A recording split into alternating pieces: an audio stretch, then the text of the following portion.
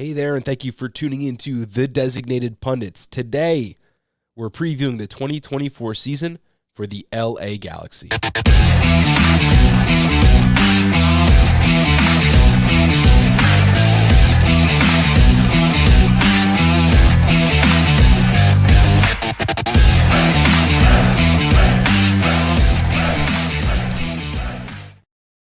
Joining us again for the second time here on I-80 Sports is Eric the Hammer from Corner of the Galaxy. Eric, how you doing today? How's it going, Bob? Good to be back. Excited to talk 2024 LA Galaxy because 2023 LA Galaxy is definitely something that I don't want to rehash and revisit. So excited to be on. We are going to tonight, baby. I have the first 15 minutes set aside just for that. Eric, you go by the Hammer.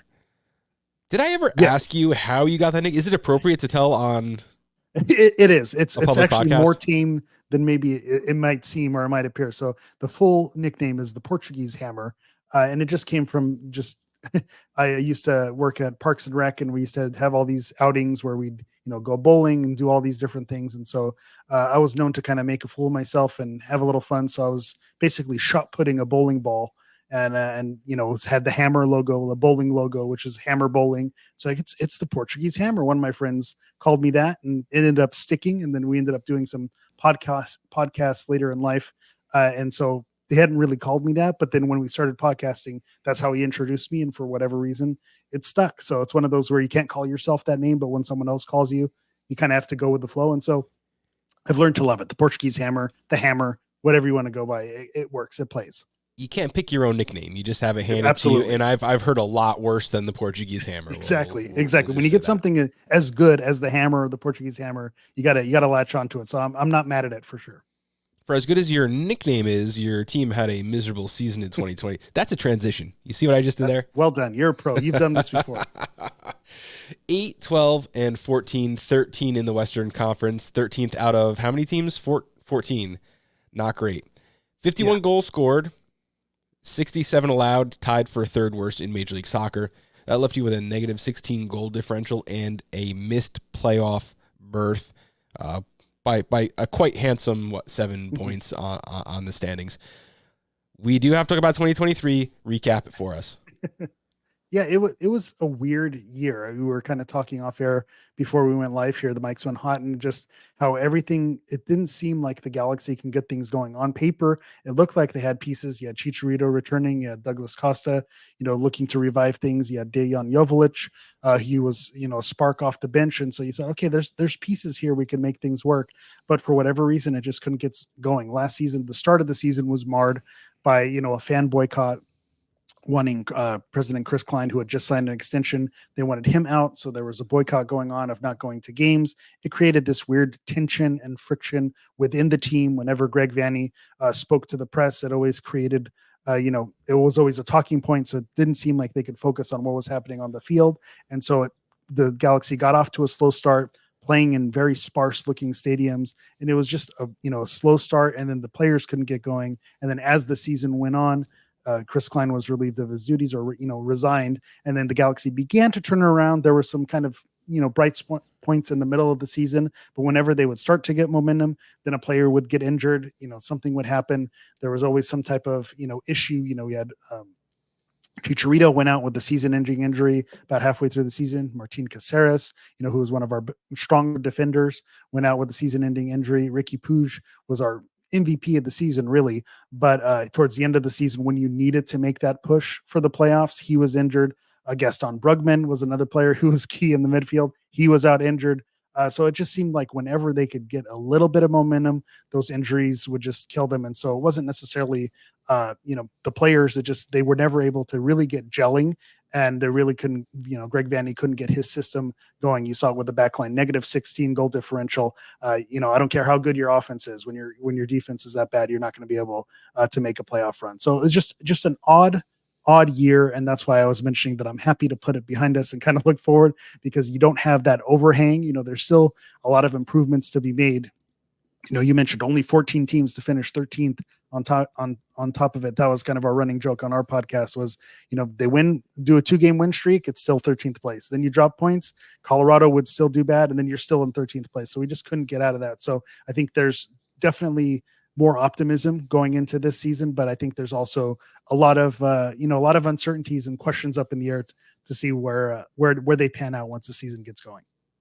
And my co-host, who couldn't be here tonight, always mentions that Galaxy was a bad collection of good players. Everyone on paper looked good. It did not work on the field. If I talk all the time about how St. Louis City ended up at the top of the Western Conference because of their good start. They had a very mediocre season, 5-game winning streak to start. If we look at your first 7 games, 0 wins, 3 draws, 4 losses, then you get a win at home against Austin, 2 more losses. If not for that, what is that, a 1-3-6 stretch? If you pick up just 2 wins, you're a playoff team. Yeah. And no one in the Western Conference wanted to step up and be that guy. And I think that is why you guys, the LA Galaxy, could have a good season in 2024. But we do need to talk about some contributors from last year now. Made a chart of all the goal scorers. You had Ricky Puig, 7 goals, 4 assists. Tyler Boyd, 7 goals, 4 assists. You had Billy Sharp come in, 6 goals. Dejan Joveljic, 6 goals, 3 assists. Douglas Costa finally contributed something, 3 goals, 7 assists. And Raheem Edwards, I believe he's out this year, 2 goals, 3 assists. You did have a nice smattering of goal scorers. You didn't have the 15, 20, 25 goal scorer that you wanted. You did not have Chicharito at the top like the plan was to be at the beginning of the season. However, you have some nice contributors here. Yeah, you kind of mentioned it right there. Is they didn't have the main goal scorer, and so that really was the spot that Chicharito was supposed to occupy, and something that Dejan Joveljic, who he's been a spark off the bench, and that was kind of his specialty, and so he was always hungry to get those starting minutes. And last year, he had every opportunity in the world to take that starting spot and make it on his own, and he just couldn't get it going. And so, Dejan Joveljic was someone who we hoped could have been that 10 to 15 goal a season type guy, and he fell flat and couldn't get it going. So then that's why they brought in someone like Billy Sharp, who came in the last, I want to say the last 10 games of the season, maybe even a little bit more, and was able to match Joveljic's goal outing based on just a third of the games. And so that was one of those interesting moves when it came to extending players and bringing players back for the season, to not 6 see Billy goals Sharp and 712 minutes for Billy Sharp. Yeah. That is that was very, very good. That is consistent. And Billy Sharp, I mean, it's an old man. He had a walker out there, and he was putting the ball in the back of the net. It's one of those, form is temporary, class is permanent. When a guy knows how to put the ball in the back of the net, he knows how to put the ball in the back of the net. And so that's someone who, we're going to see how that turns out this year, because it seems like Greg Vanney and Will Kuntz, our general manager, has every faith in the world, and they're putting a lot of faith in Joveljic to be that guy this year. But, you kind of saw it with Puig, that he was the MVP of the season. He carried the team for those bulk runs where they were able to look good. It was on the back of Ricky Puig. And so if he's able to get some more assists, those goals are going to come, and he's going to be able to get the support around him. Someone that was surprising, we didn't know what we were going to get out of Tyler Boyd, someone who was out of the country, had some, couldn't get some playing time over in Turkey.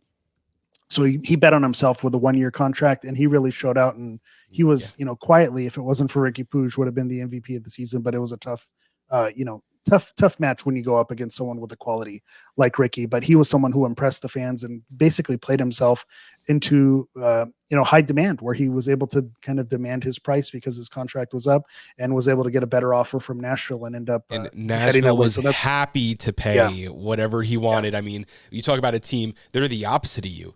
Outside of Hani Mukhtar, they got nothing. Now they got Tyler Boyd, and now they're really cooking with fire. Let's take a look at this depth chart first. No, not time yet. Incoming, outgoing players. Gabriel Peck, he's last on the sheet here, but he's first in our minds. You got a new right winger. Yeah, he's someone who, the Galaxy are very high on. He fits the profile of what they needed. When we talk about Tyler Boyd exiting, that was left the LA Galaxy fans with a lot of head scratching. It's like, why are we letting one of our top contributors from last season going? But the thought process is that if you let someone like Tyler Boyd go, it's because you don't want someone of Tyler Boyd's level riding the bench. And so the expectation is that you were going to bring in not necessarily a big name, but someone who's going to be, a top MLS winger. And so that's what the Galaxy are expecting out of Gabriel Peck, someone who had a great season with Vasco da Gama down in Brazil last season, someone who's on the Brazil national team radar. He's actually just finishing up the pre-Olympic tournament with Brazil, started a lot of games there, got a couple assists, got some goals in there. And so, as a Galaxy fan wanting some interest in the new signings, we watched some of those pre-Olympic qualifiers, and you saw the flash that you would expect from, a young Brazilian player. He has a lot of that sizzle that you expect. And from what management mentions about him, it seems like he's going to be a hardworking player. One of those things that, Twitter isn't real life, X isn't real life, but if those comments are to be believed, Vasco da Gama fans were very sad and upset when those talks were coming up that he was possibly going to get purchased by the LA Galaxy. So whenever a team is sad to lose a player, that's a good sign. So I think the Galaxy have a nice, bright young player, and their designated player, Gabriel Peck, who's going to be able to contribute. The expectations are going to be sky high because, with Dejan Joveljic, not being the major goal scorer from last season, Chicharito gone, Douglas Costa gone, Tyler Boyd gone, he's going to be expected to, be in that 8 to 10 goal range and combined in probably that 8 to 10 assist range as well. So the expectations are high for him.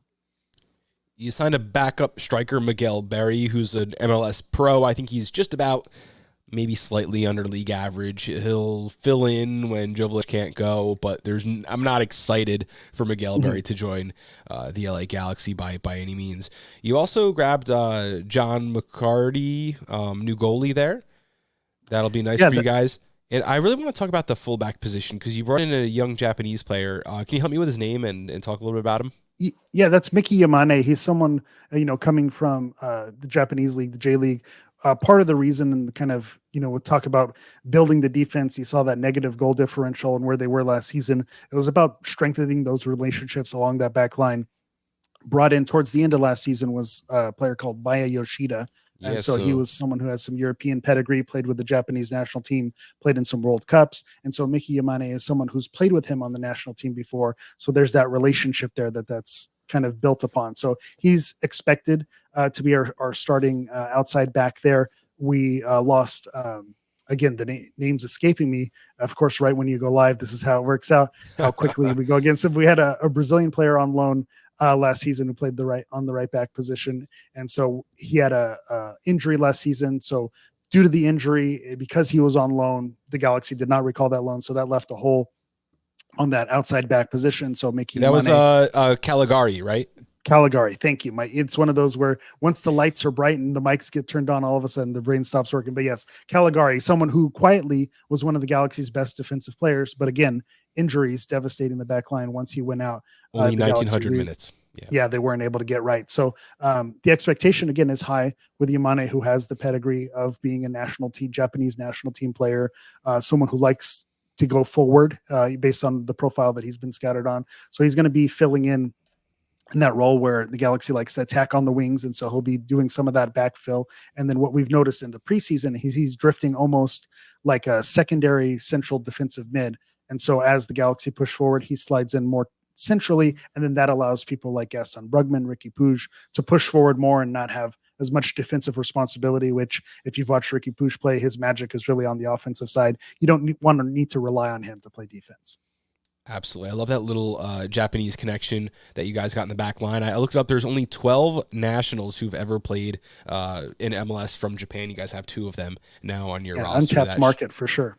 Yeah. And, California, you have high Japanese population. You have the fans there willing to, play the games. I'm a big, believer that, those kind of connections help pack stadiums. We have, I'm a Red Bull supporter. In Harrison, there's a huge Portuguese community. And apparently Nani was available to move to Major League Soccer, and he didn't go to Red Bull. That was a huge missed opportunity. And, I'd love to see you guys not only do that, but also, maybe bring in some more players from Japan. I'd love to see more Asian players in Major League Soccer. Yeah. Again, you're speaking to my heart right there. New Jersey, Massachusetts, there's Portuguese people kind of all across the coast there. So you're absolutely right. Those connections are where you build your lifetime fans. For the LA Galaxy, they were celebrating the birthday of Mauricio Cienfuegos, who's one of our legendary players. But he was Central American Salvadorian, and so when you talk about Galaxy fans who have been there from day one, it's because of those connections, having someone from their home country play in their stadium. And so you build lifelong fans that way. So now with Shohei Ohtani to the Dodgers and kind of their Japanese thing, you have Mickey Yamane and Maya Yoshida. There's a Japanese connection. So there's a lot of buzz if you're a Japanese fan in Southern California.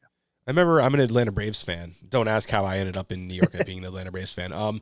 And when they got their first Japanese player, they said, we're going to lead in the Japanese market. And they had like a cultural advisor. They had, assistant coaches brought on just to speak the language. I'd love to see you guys do something like that. And if you guys can lead in that market, a lot of potential, Becomes a destination. Yeah.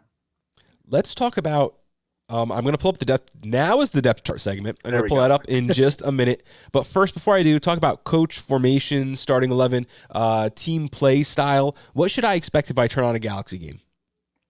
What you're going to expect is a lot of possession. If all things go to plan, when Ricky Puig, Mark Delgado, and Gaston Brugman were on the field last season, they dominated possession in all those games where they were in.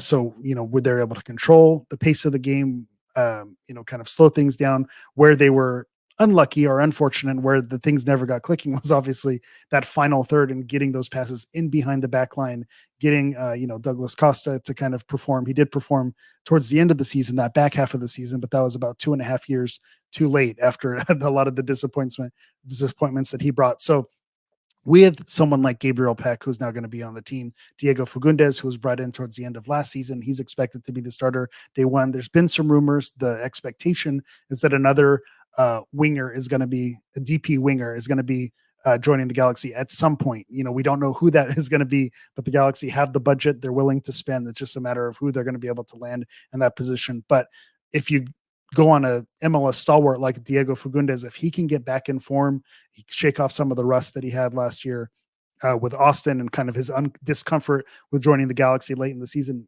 that's not a bad option to have to start your season. So I think if you have that possession with Puig, Delgado, and Brugman in the middle, then you have the play from Fagundes and Peck opening things up. Then the joke is Dejan Joveljic. He doesn't have to do that great. He just basically has to stay on side and let Peck do all the work, let Fagundes do the work, and those goals are going to come. So that's one of those things offensively that you're going to be working for. I kind of dropped the hint a little bit with Yamane kind of providing some of that relief to the midfield, and then the relationship with Yoshida. That's something that Greg Vanney is a defender himself, a defensive style coach. So that's something that he's going to be on his players to get right and to be more successful. So that back line is something that you're going to hope to see improved with that relationship with Yoshida and Yamane. Didn't talk much about the other side, but Julian Ade is another Argentine young player, who looked a little bit uncomfortable when he came in last season. So you hope now with some MLS experience, kind of knowing how the game is played and what to expect, that he'll settle in. He's someone who's on the youth Argentina national team level. And so that's someone who's the quality is definitely there. Just a matter of getting right. And then on the other, center back position, that's something that, is a little bit of a worry. Chris Mavinga is either, you either have, you were joking about it with my co-host, Josh Guessman. He said he's either a 1 or he's an 8. He's nowhere in between. He's either a complete disaster or he has a solid game. So that's someone who you can't really rely on. So someone like Martin Caceres, who's, a legendary Uruguayan defender, if he can stay healthy, then he's someone who's going to be able to pair on with the experience, Yoshida and Caceres. And then Jalen Neal, unfortunately, was one of our bright young center backs, but he has an injury that's going to have him out probably for the first couple months of the season. So that backline, those relationships will hopefully be improved, but then you'll see a lot of possession with that core in the center of the field can stay healthy. Yeah, Mavinga, 100%. I mean, Toronto FC, he won won the Supporters Shield. Yeah. With them came in multiple top 3 MLS finishes with that team. He'll be 32, so he shouldn't be quite as old as maybe he looked at points last year. Yeah. But that's something you want to rotate that out as soon as possible. Jalen Neal, a guy who I couldn't have talked good enough about during last season, and I know his mom's always on Twitter singing his praises too. Love team that. Mom. Yeah, you got to love it. You got to love the support there.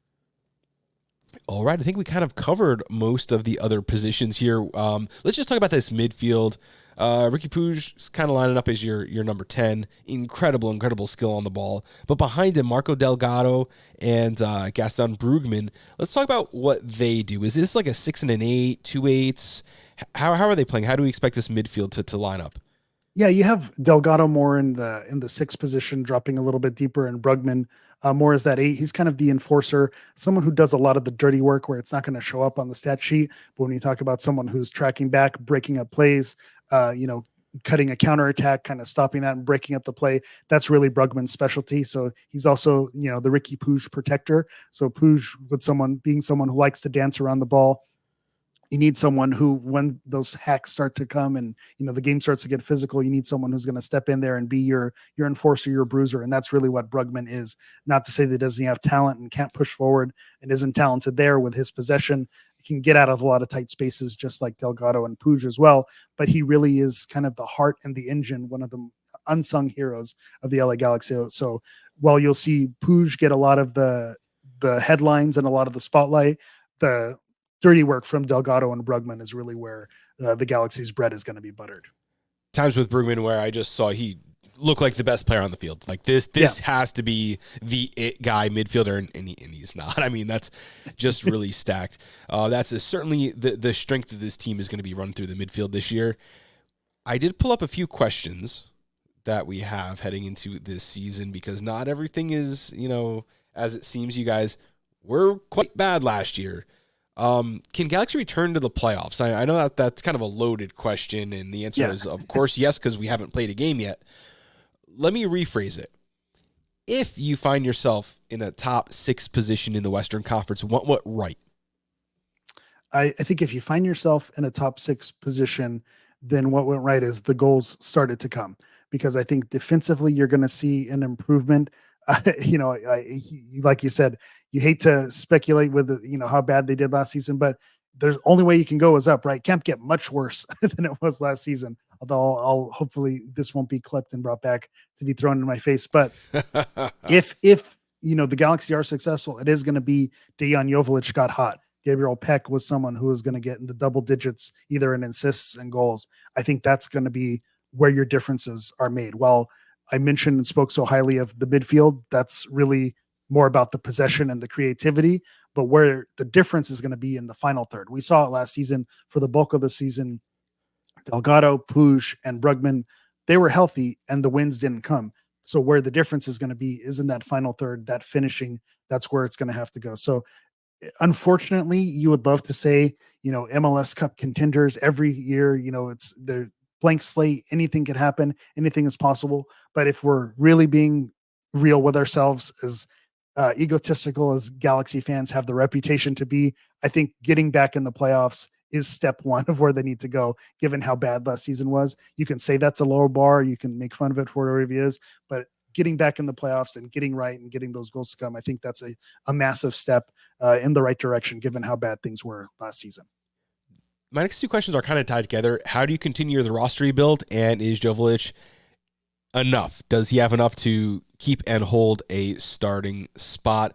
My 2 positions of weakness for you is like left wing and center forward, because Diego Fagundes is a known commodity. He's had issues staying on the field, and if you're relying on him to be, you know, kind of like what Sporting Kansas City did a few years ago, where they had 2 elite wingers score 10 goals each with who is it, Shalaby and I guess Johnny Russell there. You're gonna have some problems if you expect Diego Fagundes to put up double-digit goals if you're relying on him to do that. I think he can do that. If that's plan A, that's a bad plan A.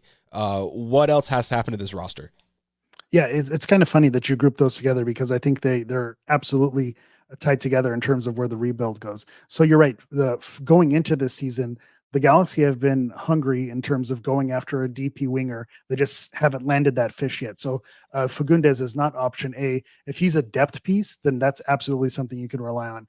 If, you know, for the first 10 games of the season, you can rely on Fagundes, you know, during the preseason. It's preseason, so we'll call it for what it is. But he is one of the lone key bright spots for the Galaxy, has been Diego Fagundes. So if he can have, you know, a serviceable first third of the season, I agree with you. I don't think you could rely on him to be the game changer for 34 games for an entire season. But if he can just contribute, then that will be a successful year for him and for the Galaxy. So where they'll continue to build, they're looking to bring in that left winger. And in terms of Joveljic holding that starting spot, there's not a lot of people behind him. You have Miguel Berry, like you mentioned, but not someone who's setting the stat sheet on fire.